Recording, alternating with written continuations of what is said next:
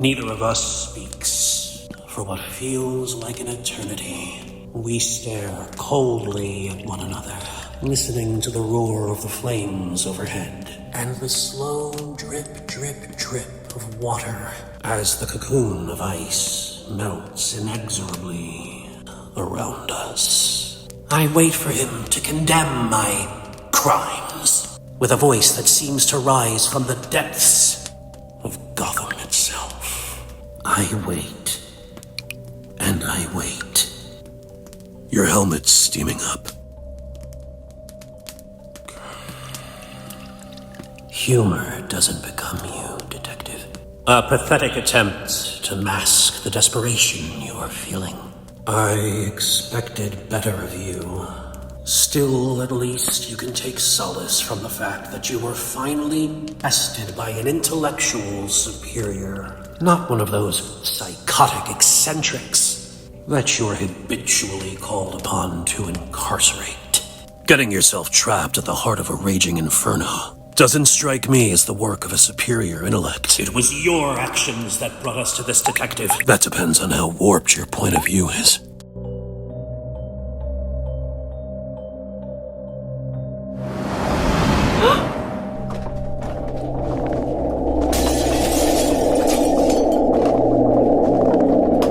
I hate summer, especially in Gotham. Winter, at least, is cold and dark and clean. It gives us no illusions as to what it really is and what it brings. But summer bathes everything in warmth and light. It liberates people, makes them laugh and play and think. The world is a wonderful place. It makes them feel safe. In actual fact, the crime rate rises. All the festering emotions and all those little people begin to boil. How many murders happen in the heat of the moment? The truth is, summer just makes a corpse stink even more. You must feel the same. You have no idea what I feel. No. Other than myself, I'd say you were the coldest man in the city. I can picture it so clearly. You tearing through the streets in that glorified hearse, panicking the other drivers, making them wonder if it's their families you're racing to save, and if you'll be in time. You examine the corpses coldly and clinically. Maybe they've even started to thaw, to give off that summer stench. But you shut it out. That's what you do. You freeze it out. You've been challenged. The clues are all that matters. You scan the scene of the crime like a machine, gauging the power required to generate a cold spell of such intensity. Then you search for a location large enough to conceal such a power source. I call them icicle bombs. Though that might not impress a man who drives a Batmobile. When did you realize it was me? Subtlety isn't exactly your strong point, Victor. Stop calling me that. It's just your name, Victor. Not anymore. Don't patronize me, Detective. You're hardly qualified to comment on such matters. What sort of identity crisis is playing out under that mask, I wonder? Did you consult those imbeciles at Gotham Central? Or did you just ignore the law and start stalking me immediately? Like a wolf who's scented his prey. You like that way best, don't you? I like to stop you and your kind, Victor. Whatever it takes. I'm sure the police expected you to make a ransom demand. How stultifyingly uninspired and unimaginative of them. I didn't. Oh, you think you know what I want? You just want to hurt people, Victor. That's the grand scale of your ambition. Freezing them forever at this happy moment will be doing them a favor. I'll spare them the eventual realization that the only hope this city kindles is false hope. Whoa, we ain't even made any ransom demands yet. You said we'd do the park to show them we meant business, and then screw them for every cent they got. And you believed me? I'm the villain of the piece, gentlemen. I only engaged your services because I have an aversion to heavy lifting. And an endeavor of this magnitude requires a certain amount of brawn.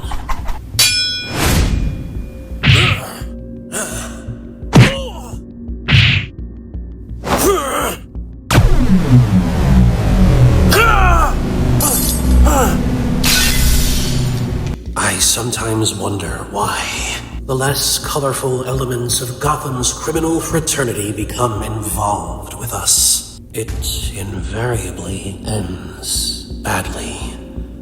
In my opinion, you should never get emotionally attached to your associates. You should have dressed warmer, Detective. Winters come early this year.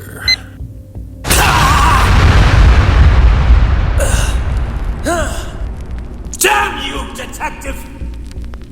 What did you do? Planted a set of explosives, programmed to detonate at the same signal frequency you used to activate your ice bombs. A backup plan, in case my initial assault didn't give the police enough time to evacuate the area.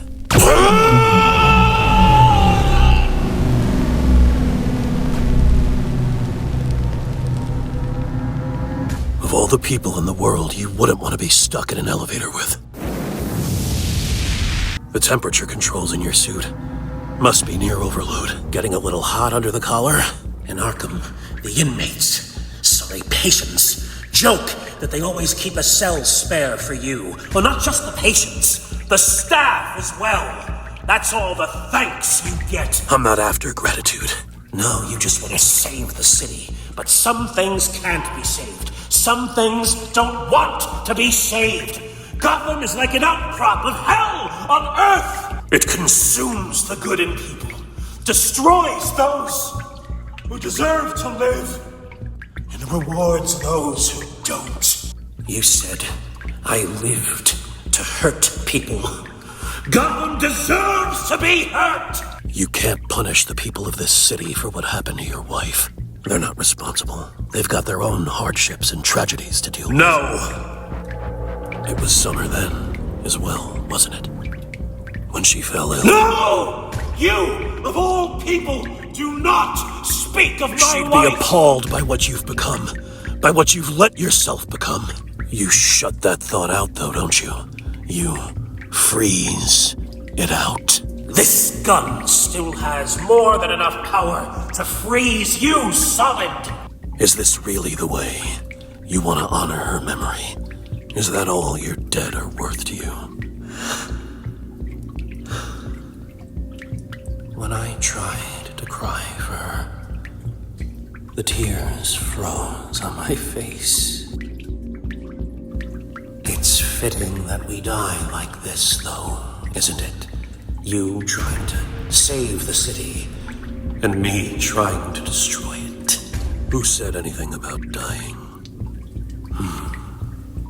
A fighter to the last, eh, Detective? Victor, I never enter a situation unprepared. I memorized the layout and construction specifications of this building before I came after you.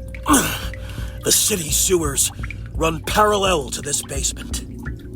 By my estimate, the structural damage caused by the fire and the explosion should have weakened the wall enough for us to break through Into the sewers. You could stay if you want. I never thought I'd see the day. When you turn your back on me, or the day when I wouldn't take advantage of it. As much as it pains me to say it. Together!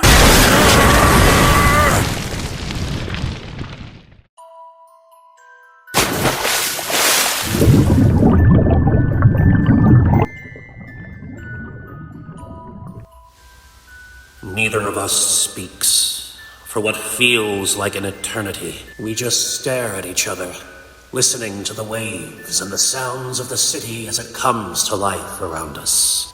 I wait for him to comment with his usual moral superiority on the unholy alliance we entered into underground.